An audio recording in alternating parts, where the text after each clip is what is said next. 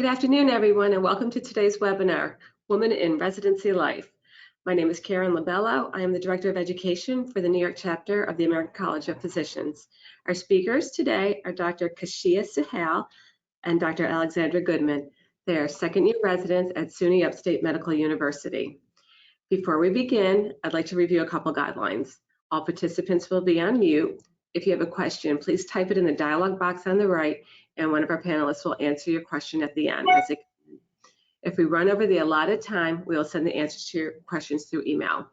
Following the webinar, you'll receive an email with the handouts of the presentation, and we will have a recorded version of today's webinar posted on our residence page and on our recorded webinars page of the NYACP website, which is www.nyacp.org.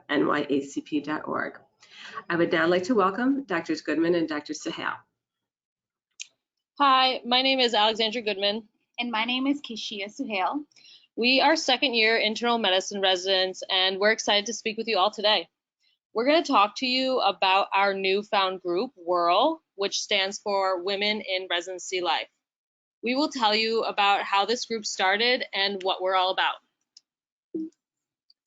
We will narrate a story which delves into our inspiration in starting WiRL, its importance, and the potential it has to impact a woman's career. We will share with you about some of our research we have done regarding gender disparities, some of our own personal struggles, and what we have done and are currently working on to raise awareness, mitigate barriers, help our surrounding community, and further empower and motivate those around us. And towards the end of our talk, we will give you steps to create a WiRL group at your program.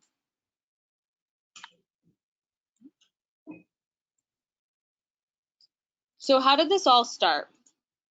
For me, I noticed that having a strong female support group has always been a big part of my life. I grew up with a full-time working mother. I have two sisters. I went to an all-girls high school, and I have always been inspired by the strong and smart women who were around me every day. In addition, I was fortunate enough to have an extremely supportive father who is a huge champion of women, and growing up, he had taught me that there were no limits to what a woman could do.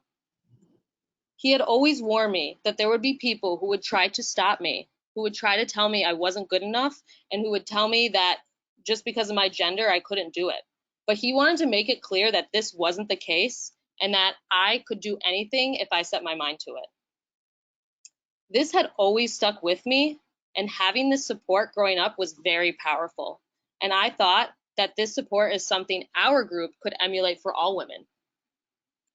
Every woman can tell you, and I'm sure this is across all fields of medicine, that our experiences tend to be different than men's, and they deserve to be recognized. Yes, exactly. I am married to an anesthesiology resident. We have a dog, we own a home, and we're also thinking about kids. And I find myself frustrated at times when trying to balance my family, domestic work, residency, planning for a competitive fellowship, my physical health, and then this gender bias. Then I discovered that Alex and so many other residents are feeling the exact same way. Having a support group designed for women in residency is exactly what I need to help me navigate through all of it, and most importantly, to avoid burnout. You're probably wondering why we put this picture in the center on this slide. It's a colorful depiction of an exploding mind, which Keshia and I both feel accurately illustrates how we feel when we get together and come up with new ideas and discoveries. We so easily bounce ideas off of one another, and discussing our past and our current experiences has made us realize how important it is to share this with other women in medicine. And this is how WiRL was created. To add to our personal inspirations, we have also been fortunate enough to have our smart and beautiful mothers who have set incredible examples for us. My mom, she's pictured on the left. Her name is Cynthia Goodman.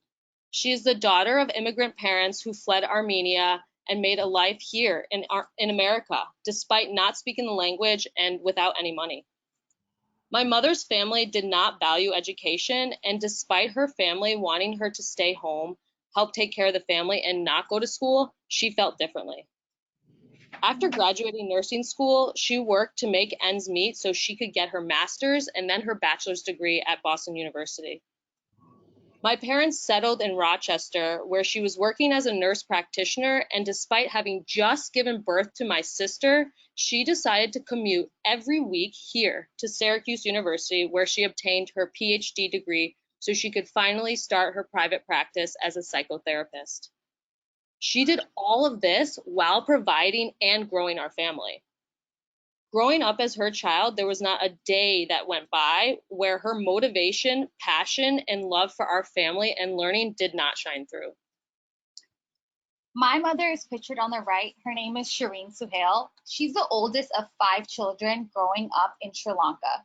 Due to the poverty and war, she was unfortunately forced to drop out of school at the age of 15 to work, just so she can help feed and take care of her siblings, and she ultimately became the breadwinner of her family.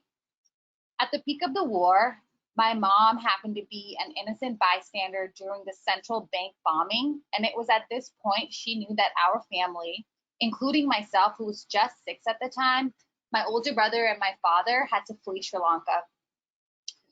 She methodically and intelligently obtained a job as a travel consultant, and this ultimately contributed to finding safety and refuge here in America. Despite not being able to obtain her own education, she made me aware that pursuing education and following my dreams is more important to her than anything else. She continues to endure her own hardships, including being a 2-time cancer survivor, yet she still inspires me to get the most out of my life and also to help others do the same. Today, I am proud to say that I'm the first physician in my family.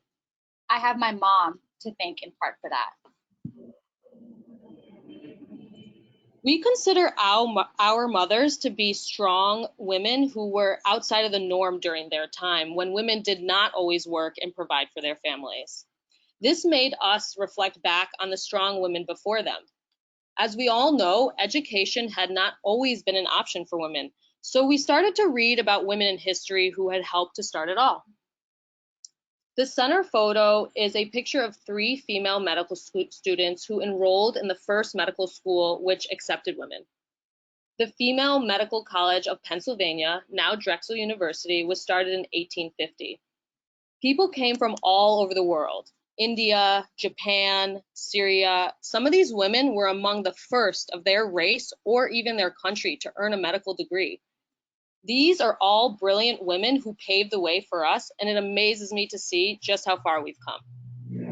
In fact, 2 strong leaders of female education and medicine were here at Upstate University, where Keshia and I currently work, Sarah Logan Frazier and Elizabeth Blackwell.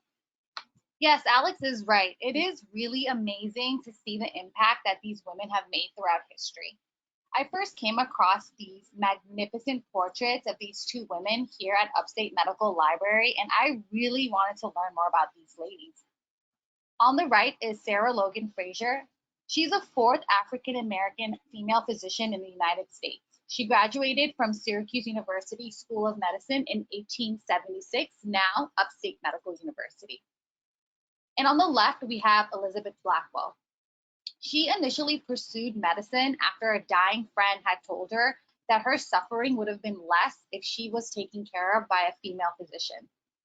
I love her story because she was only accepted to the Geneva College of Medicine as a practical joke. And while in school, the professors forced her to sit apart from the men during lectures and also excluded her from labs. She was the only female in her class, but despite these odds, she graduated top of her class in 1849 and went on to dedicate her life to the advancement of women in medicine. Alex and I started to do more research to learn more about the challenges women in medicine face. American College of Physicians published a paper in 2018 on achieving gender equity in physician compensation and career advancement. Women have made progress toward gender diversity, but we still see disparities in compensation, and we also see disparities in female physicians holding academic and leadership positions. On the right is a discussion paper recently published in May of 2019, focusing on gender-based differences in burnout, including its contributing factors. Some of these factors include work-life integration, discrimination, harassment, and lack of autonomy. We recognize that additional work needs to be done to address these issues, and we want to be part of that solution.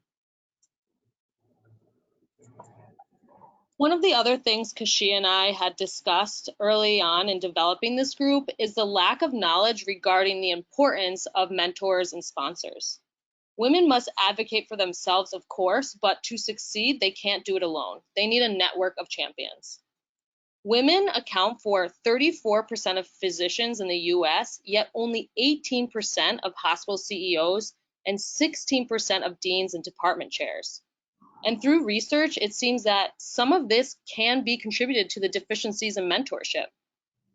Let me just be clear about one thing. Good mentors don't necessarily have to be women. A lot of successful women have had male mentors who have recognized that they have what they have to offer and have fully supported and sponsored their endeavors. I really appreciated the analogy that Dr. Sagar had used in the first webinar. She described medicine as a sport, and like any other sport, it needs coaching, and that's where mentoring comes into play. Deficiencies in mentorship has been an ongoing issue for women, and studies have shown that we experience more difficulty finding a mentor compared to our male counterparts, as highlighted by this paper. It's been demonstrated that female groups lead to an increase in productivity, collaboration, camaraderie, and an expansion of a professional network. This is where WiRL comes into play. Interestingly, I came across ELAM, Executive Leadership in Academic Medicine. It is a one-year fellowship which offers leadership training with executive coaching, networking, and mentoring for women. This ultimately prepares women for the complexities of today's healthcare system. Also, they aim to expand the national pool of qualified women candidates for leadership positions in academic medicine. This program is special because it pays attention to the unique challenges women face in leadership positions and fills those gaps. Women outnumber men at almost every educational level and about 50% of the workforce in most countries. However, we fail to fill senior, executive, or higher level academic positions.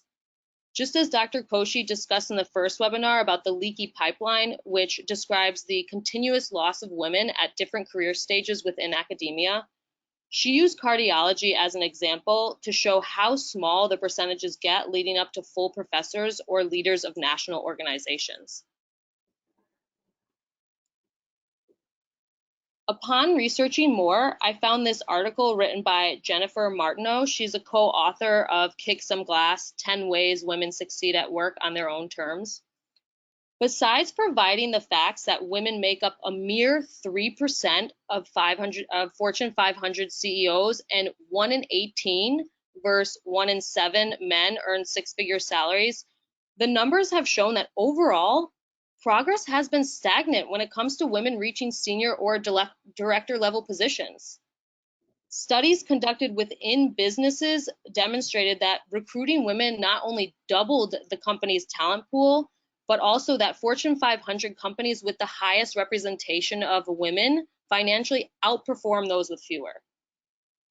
More gender diverse businesses had a higher average revenue, and lastly, having more women within the organization predicted a greater job satisfaction, employee engagement, and decreased rates of burnout for all workers, regardless of gender, age, ethnicity, and leadership level. That's very interesting, Alex. I have friends that are in business and marketing, and it's really not surprising to hear that these issues that Alex has been highlighting are actually not just limited to women in medicine. And as we went through this process, we found it important that our group continue to impact women of all fields seeking to advance in their careers. And although we have made strides over the last 100 years in regards to women's rights, employment, and value within the workplace, there are still many obstacles and issues to overcome. I was shocked to hear that over half of UK women have experienced sexual harassment within the workplace. And in the US, there are more CEOs named John and David than there are total female CEOs. Women's rights, gender discrimination, female underrepresentation in leadership positions, these are all important topics that need to be addressed and made more aware. WiRL hopes to provide a platform where people can come together, discuss these difficulties, and provide stimulating conversations regarding continued inequality. It was actually really interesting to me. I was talking to a nurse one day about our group, and she really loved the idea. And she had admitted to me, she said, we're always trained as nurses to question orders that physicians put in. But she did tell me that she became more cognizant. She started asking herself, am I questioning this order because I'm questioning the order? Or am I questioning the order because a female physician placed the order? And I just thought that this was like a really insightful comment she made. In order for women to move forward as a whole, we first have to understand the current barriers that women face today. As you have seen in the previous slides, research shows that these topics are of great significance, and being two career-driven women like ourselves, we feel that we can be strong advocates in hopes to further mitigate gender disparities. Over time, Alex and I found solace in sharing our personal experiences, our daily struggles, the stories of those who inspire us, and after reading all of the data, we were motivated to create WiRL. We wanted to create a group that not only provided support, but also resources for women who, like us, are seeking a work-life balance and career advancement. We knew that coming together would make us stronger individually as we move forward in all aspects of our lives. When we first had this idea, we were a little unsure of who to go to. We first ran the idea by our chiefs, Dr. Amelia Penmetza and Dr. Catherine White, because we felt that they were two women who we look up to and admire and have been successful in their careers thus far.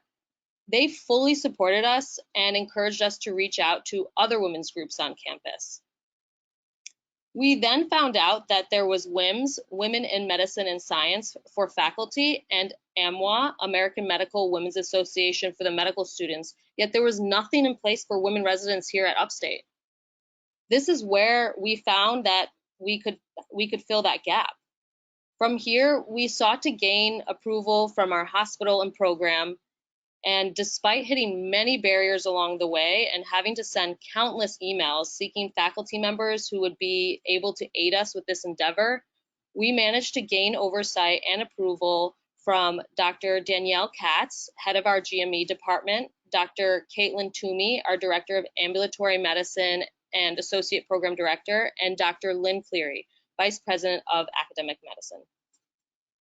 All of these women physicians here at Upstate have been essential to the implementation of WiRL, and without their guidance, we would not be here today. One of my favorite memories when starting this group was trying to establish a group name. Alex and I spent countless hours brainstorming different ideas, different acronyms, and names that we felt truly encompass what our group is all about. One day, I was on vacation with one of my friends from medical school, and I was telling her about this idea Keshia and I had, and I was telling her that we were trying to come up with a name that was both strong and meaningful. I kept telling her I was stuck on the acronym GIRL, G-I-R-L, Girls in Residency Life, and she said, why not make it WiRL, Women in Residency Life, which we loved. We feel like it's really important to include life in our group name because it is our life that centers and balances us to ultimately become better physicians. Alex, how many W's do you think we looked at? We must have looked at 1,000. This was our first logo that we created with the help of one of our fellow co-residents, Dr. Anojan Pathmanathan. I also want to give a special thanks to the residents and our close friends here at Upstate who have been incredibly supportive and encouraging throughout this entire process.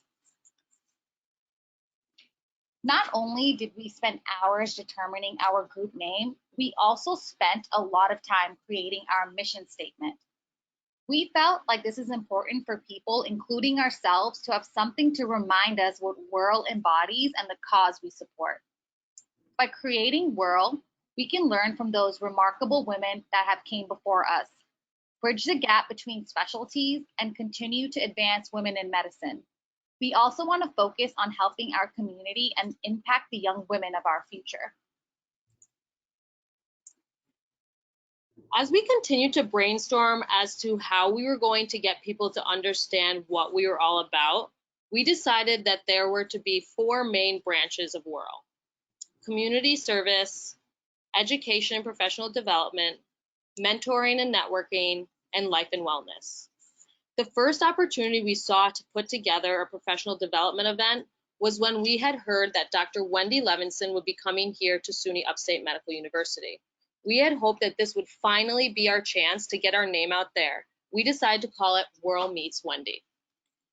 Dr. Levinson is a professor of medicine and past chair of the Department of Medicine at the University of Toronto. She's currently the chair of Choosing Wisely Canada, and she so graciously offered to meet with our group. She asked me what she wanted to focus on, and I thought of the topic, taking risks, which I thought would be a great topic for women. We spent hours preparing and thinking of questions to facilitate a stimulating discussion. To our surprise, we were the only attendees to our very first event. We felt embarrassed and we felt discouraged. Dr. Levinson then pointed out that we indeed took a risk, and although we were disappointed at the outcome, she emphasized the most important thing was to not give up despite setbacks. So we persevered. Our first branch focuses on community service. Giving back to our community outside of what we do in the hospital is something that we unfortunately don't really have much of an opportunity to do so while we're in residency. And ultimately, we all entered the medical field because we want to help others on some level. Exactly. We get caught up with our day-to-day lives during residency, and we become tired, burnt out, and forget about our passions and interests outside of work. Volunteering has honestly been really refreshing. Keshia and I get finished with a long day of work and we engage within our community and we feel rejuvenated. We actually feel like a lot of this has helped to prevent us from burning out.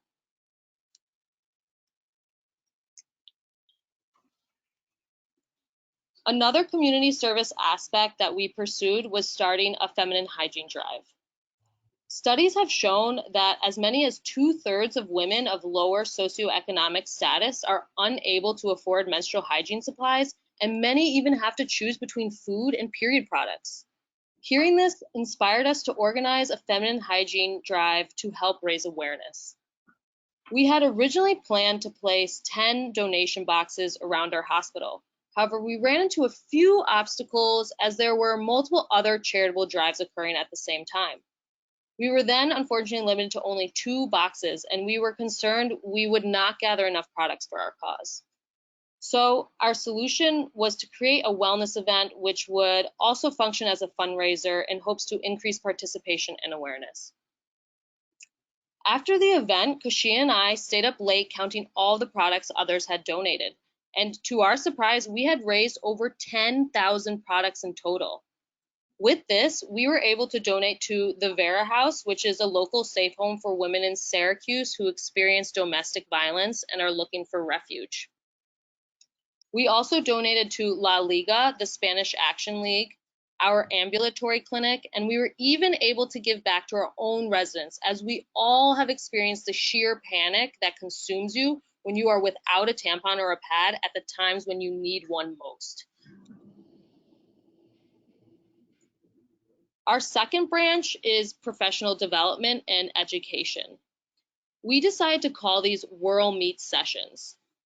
Our talks are on a wide range of topics such as taking risks, women in fellowship, salary negotiation, understanding the contract, how to deal with difficult issues within the work setting, and many more. We graduate medical school and we're never taught about finance, business, or the complexities of maintaining a work-life balance, and there is no platform for residents to seek help regarding these topics. We plan to continue to recruit speakers who will come and discuss difficult topics which arise in and outside of work. Our third branch focuses on mentoring and networking. We created a youth outreach program we like to call WIG, or Women Inspiring Girls. As we explored within our community, we came across the Spanish Action League, also known as La Liga. It is located in one of the poorest neighborhoods in the United States of America. We also realized that our efforts can not only be beneficial to young women, but also young men. So we extended this program to include all youth, both boys and girls. Our workshops focus on self-confidence, a career in medicine, basic life support, empathy, how to write a personal statement, body positivity, and harassment, to name a few. In addition, Dr. Michelle Bernstein, our professional development chair, helped to implement our SU WIG, Syracuse University Women Inspiring Girls Mentorship Program. This is great since it's an amazing opportunity for us to connect with the Syracuse University pre-medical students who are looking for mentors, and this is extended to both men and women. I remember being a pre-medical student and wishing I had someone to turn to who just recently went through that process themselves, and I think this is a really great program. And finally, our fourth branch is life and wellness. On the left is a picture from our first wellness and fundraising event, which Alex just touched upon. We had a great turnout of residents across all specialties, and this ultimately led to a very successful feminine hygiene drive. And on the right is another wellness and fundraising event where we raise winter gear because we live in one of the snowiest cities in the nation. We find that these wellness events have been very useful in bringing people together. And that's how we were able to first get our message across about how wonderful and resourceful WiRL is. Additionally, we found that these events are easy ways for residents to relax, have fun, get to know each other, and most importantly, give back to the local community in a non-stressful way.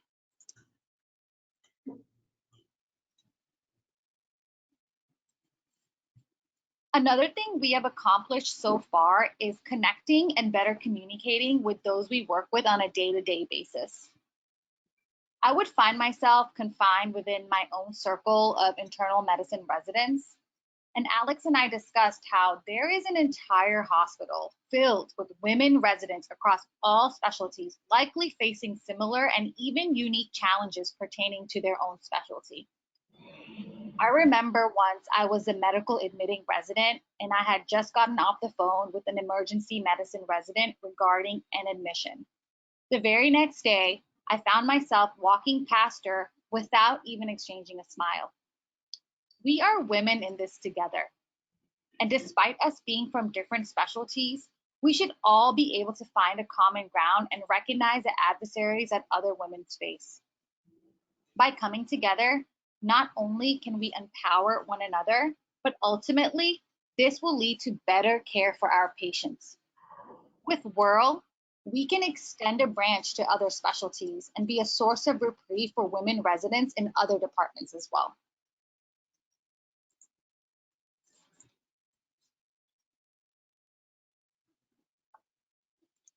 Throughout this whole process, Keshia and I have been amazed by the support we have received and in turn been able to give back to our surrounding Syracuse community. After completing a few events, we wanted to establish a group of members. We started telling people about our ideas, sending out emails, posting things on our Instagram, and planned fun and charitable events which supported what we believed and ultimately represented. We opened it up to residents, fellows, attendings of all specialties, both males and females. We are continuously adding to the list, but currently have about 100 members on our emailing list. As we look back, the two of us were surprised with how much we had accomplished in such a short period of time. However, we envisioned much more and we knew we couldn't do it alone. As our group expanded and after having a discussion with our program director, we decided to implement a board of members, as we hope this group will continue to thrive even after Keshia and I have completed residency. Just having had our first board meeting, I was amazed to hear all the new ideas, and we are hopeful as we move forward to implement them. Furthermore, we know that the support, contributions, and ideas we share during board meetings and membership meetings will be a vital success to WiRL as we continue to grow. A large part of growing this organization was to have a presence on social media because medicine and young physicians are becoming more prevalent on social media, and this is quickly becoming a way that education and awareness is being spread. We also realize that it's a great way to motivate our co-residents and everyone else that's also interested in our group. With our social media platform, we feature various faculty mentors, residents, women of history, networking events, and words of encouragement. Instagram has been a tool that has helped us gain a lot of confidence. We have been able to express our ideas and have been getting a very positive response. As our group expanded, so did our presence on social media, and we started to realize that what we have started to create is actually something much bigger than ourselves. And actually, the other day, one of our chiefs had told us that she really appreciated our daily words of encouragement, messages, and educational pieces that we had posted on Instagram. It was really rewarding to hear her say this, as this is exactly what Keshia and I had been working towards. So what does the future look like for WiRL? It is clear that burnout is a prevalent issue within the medical community, and as an inspiration from the article cited earlier, we would like to see if there are gender-related differences focusing specifically in the resident physician population and burnout at Upstate. Upstate is a very large university hospital with 21 different residency programs. We are interested to see if this data will be similar to the data collected in the survey that was discussed earlier, which did not focus specifically on residents. Additionally, as Dr. Koshy had touched upon in the first webinar, it has been shown that there's a huge gap in confidence for women, particularly ages 25 to 41. She discussed ideas about how increasing confidence will help close the gender gap. WiRL hopes to be a part of this. With Keshia's background in martial arts and my background in mindfulness-based stress reduction, we plan to organize classes which incorporate self-defense and mindfulness. We hope that these workshops will contribute to gaining self-confidence and self-awareness. We never could have imagined that we would be here right now presenting at New York ACP Women in Medicine webinar.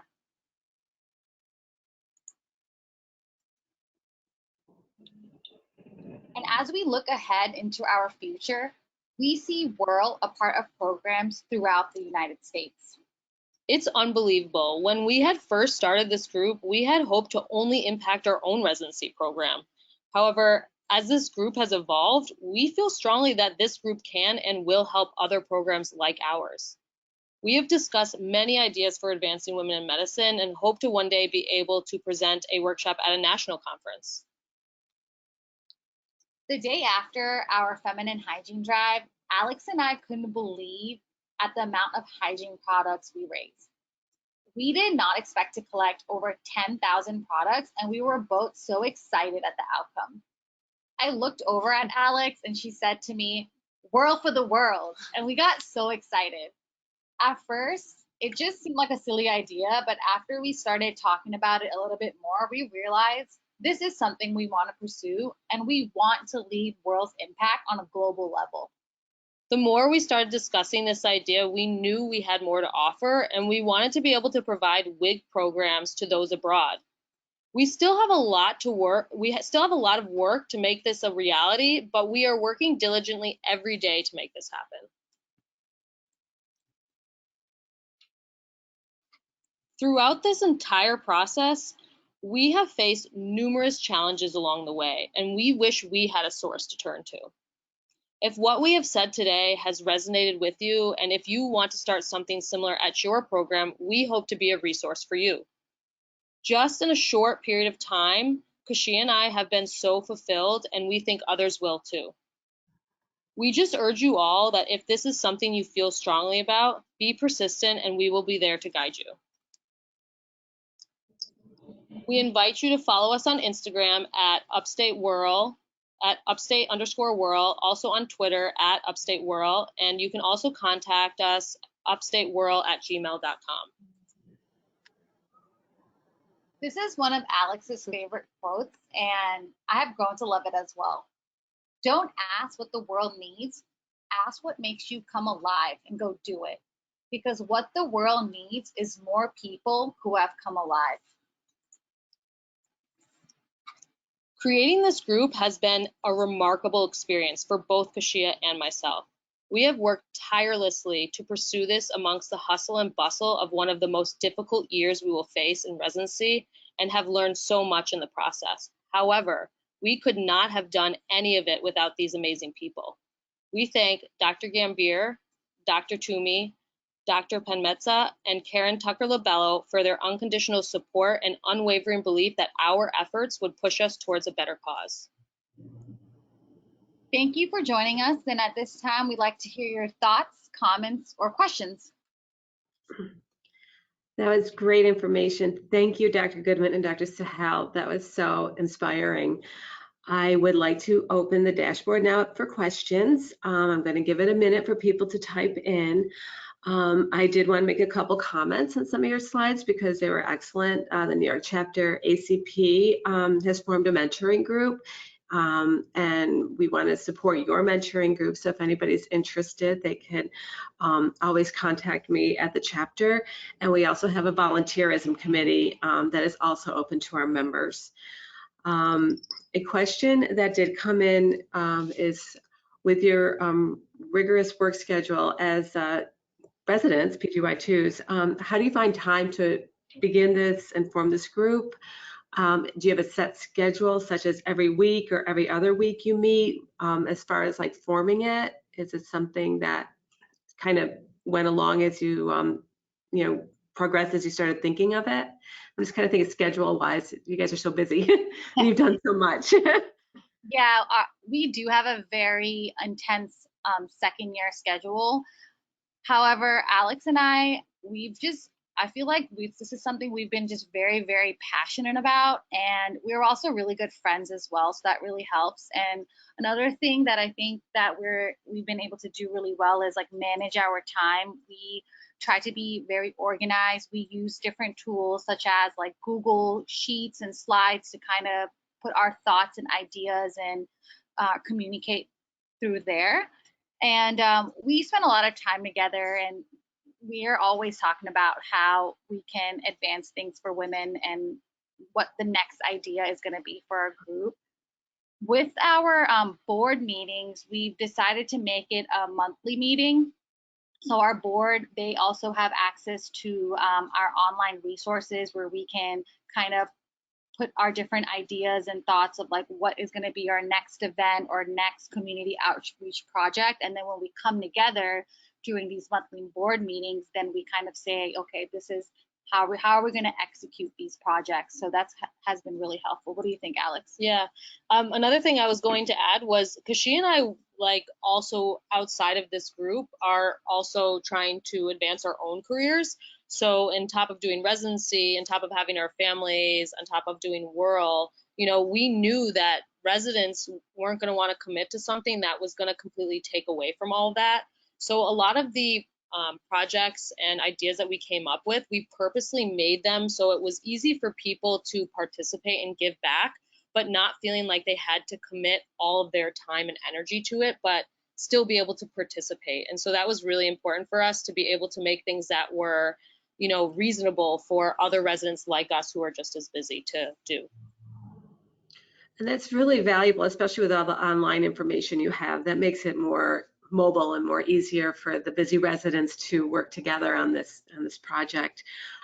There's no more questions in the queue, but I'd like to mention that we are so excited that you reached out to work with a New York Chapter ACP. We're excited to have you back, hopefully this fall. We're discussing having you do a breakout session at our scientific meeting. And we're also planning a Women in Medicine panel there, a discussion group in the morning. So we're being proactive with you guys. Dr. Cigar will be there and a lot of other leaders with the chapter, and we'd love to invite you to come join us. So if you have any final words, since I don't have any other questions in the queue, you can please share them. No, I think we just really appreciate this opportunity and love that you guys have incorporated us into everything so far. Great. Great. Well, then I will conclude this webinar. It's been wonderful and amazing. Thank you so much for putting it together and taking the time to share your wisdom with us. And like I mentioned before, the recorded version will be on our webinar, nyacp.org. And I will send all the participants a copy of the handouts to share with your residency programs, and hopefully we'll get a lot of WiRLs going around New York.